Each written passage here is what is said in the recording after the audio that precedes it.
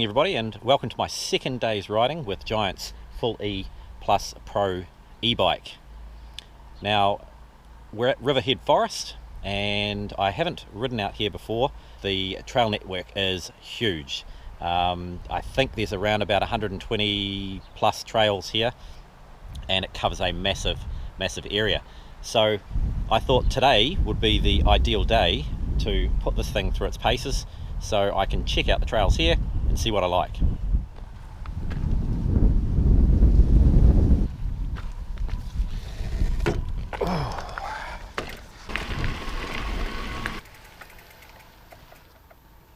So I've come to the Barlow Road entrance, and the first trail I'm going to look at is Baconator. So we're just going to ride up Barlow Road, and there's a number of trails off this road which we're going to check out. Trail Forks is the best option if you're coming out here for the first time. But we're going to go down Baconator, the first trail of the day, and see how it goes.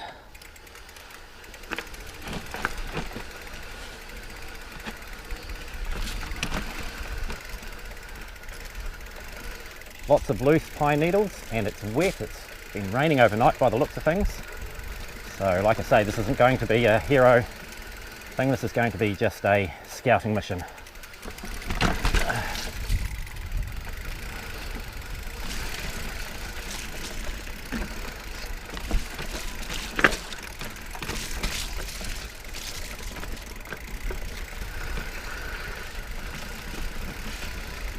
I have been told that this place is treacherous when it's wet, and I can certainly see why.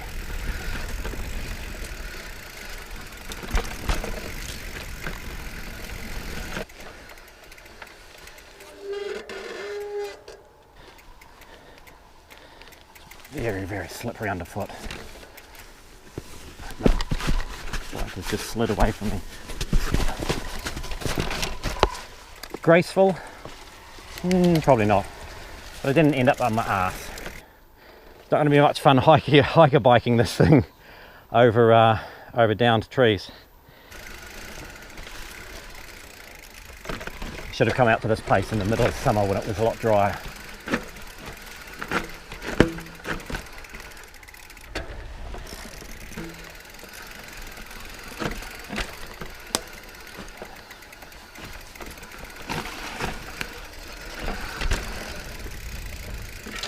Wow, more trees down. So that storm that we had a little while ago must have really kicked this forest's ass. Okay, through our second downed tree, and I'm sure it's probably not going to be the last.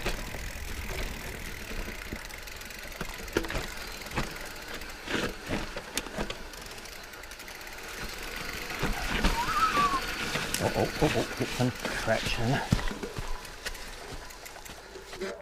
Okay. That might not have been the best way to go.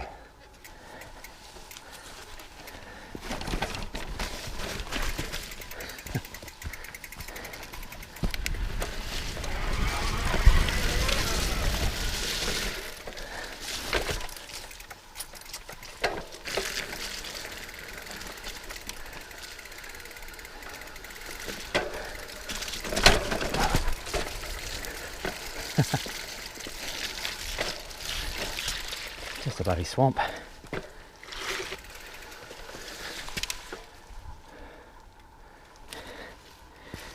Oh, Jesus.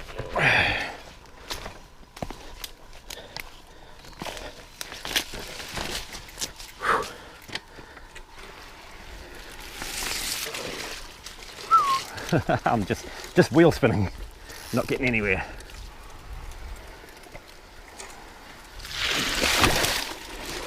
That's a very deep muddy hole. My arse is all wet. Fun and games.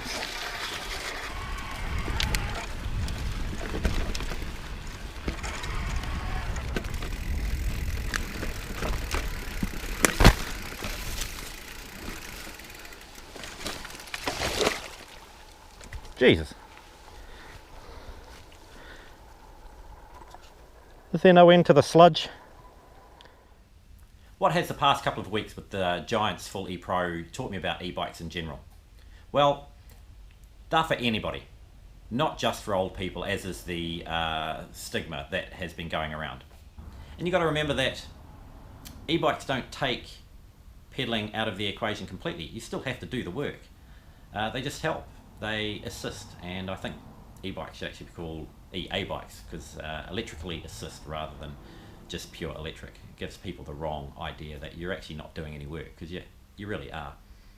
Anybody who wants to maximise their riding time if a shuttle isn't available should really try one of these. If you are short on time and you want to get more miles in, get more bang for your buck really, then an e-bike definitely helps. If you're recovering from an injury or have some sort of knee issues or ankle issues, then something like this will definitely help. Even if none of this applies to you, they can still be a whole lot of fun. But I like to do jumps and e-bikes can't jump. Bullshit. Here's a clip of Sam Pilgrim doing a jump on his e-bike. It can't be all bad if he rides one.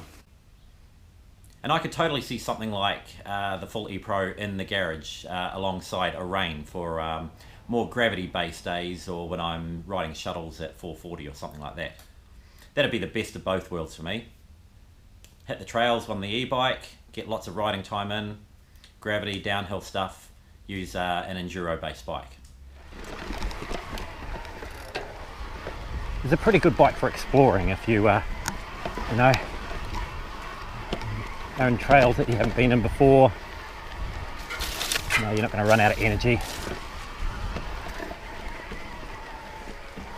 It makes for just a little bit more of an interesting day, really.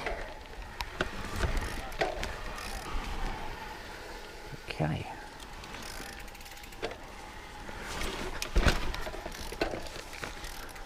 Quite hard trying to wheelie this thing with the big battery pack on the front. Put the tree down. Try and find a bypass through all this. Come on, pedals, let's go. Excellent.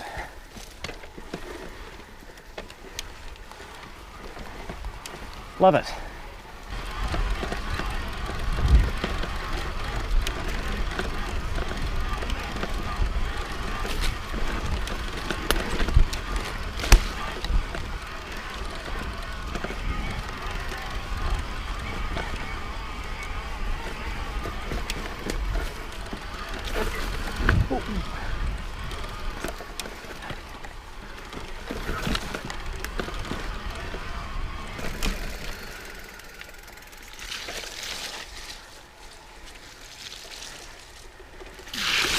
Holy shit. How deep does the rabbit hole go?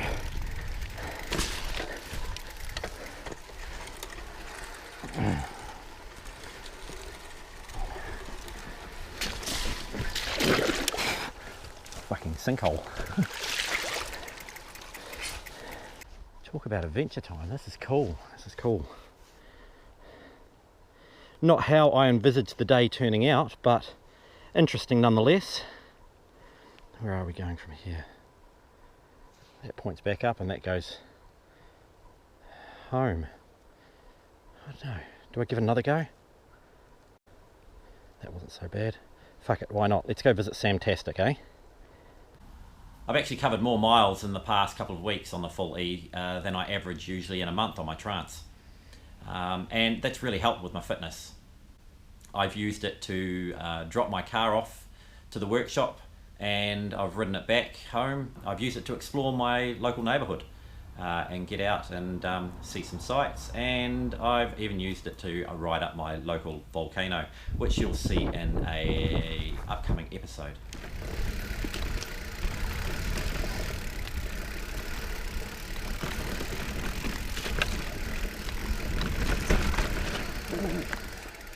Oh, Jesus. 20 plus kgs. And slippery, greasy clay.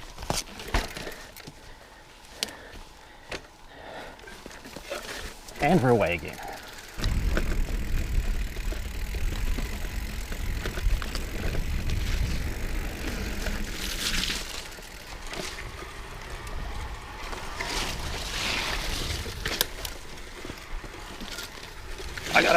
I'm okay. I got it.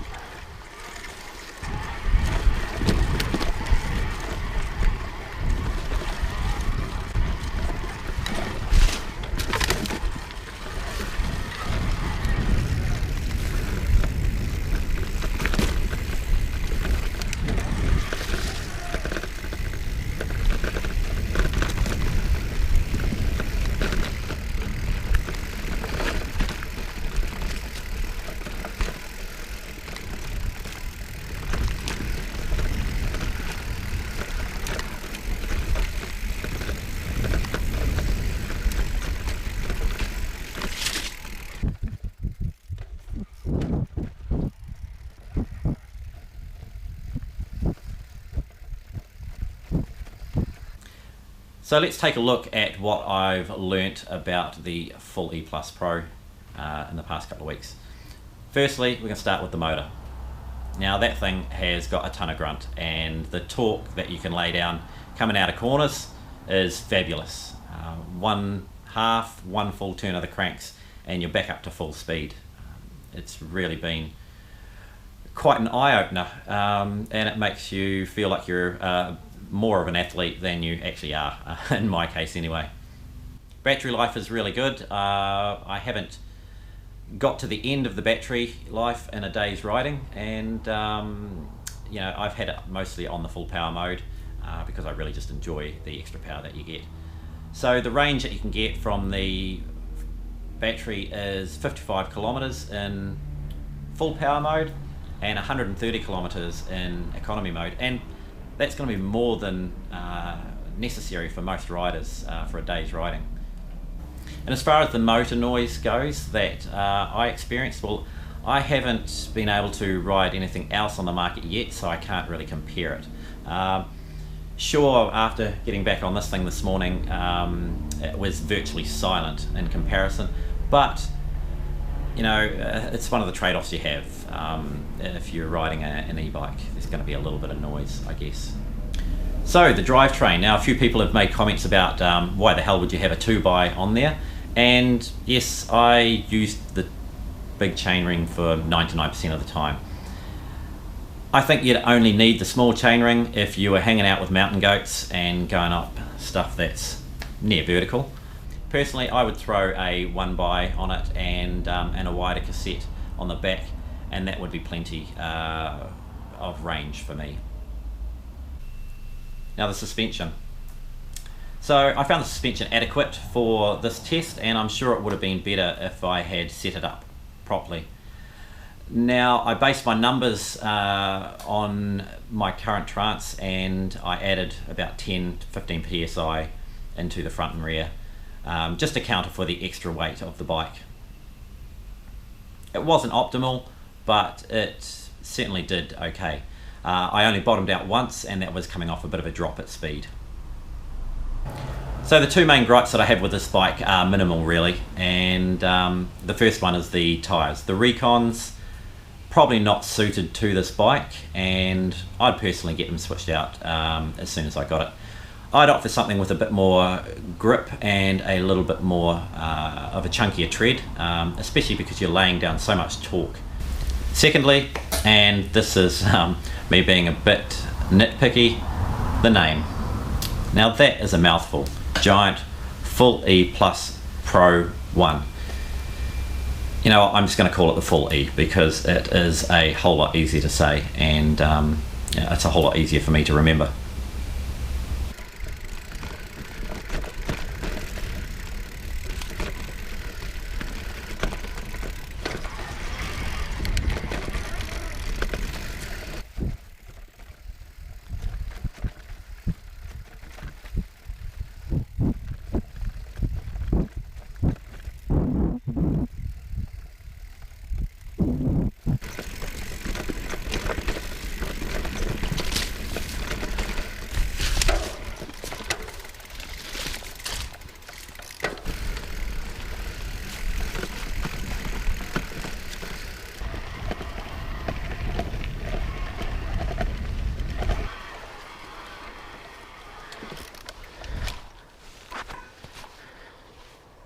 Here we have the walk assist button on the bottom here of the control module, You can push that down, and it gives the motor just a little bit of juice and helps you walk it up any steep hills.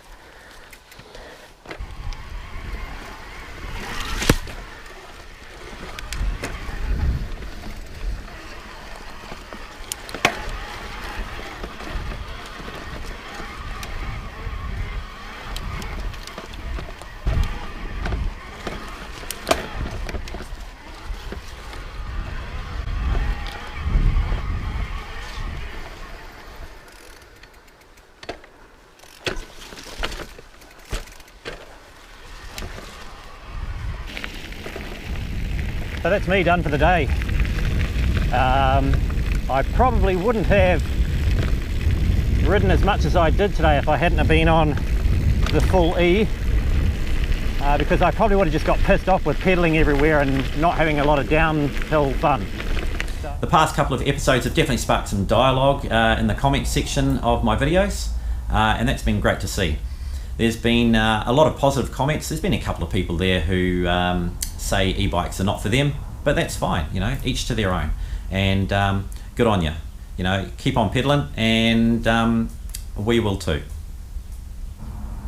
It's only going to be a short few years where the advancement of technology and the competition from manufacturers is going to see the motors get smaller and lighter, and the batteries get a longer life, and they're going to get lighter and smaller as well. So that's going to bring the whole weight issue down quite a bit. Well, that's about it for me for this episode. I really hope you've enjoyed the past few videos I've made of the full E+. It's been an interesting experience delving into the e-bike world, and it's been a whole lot of fun.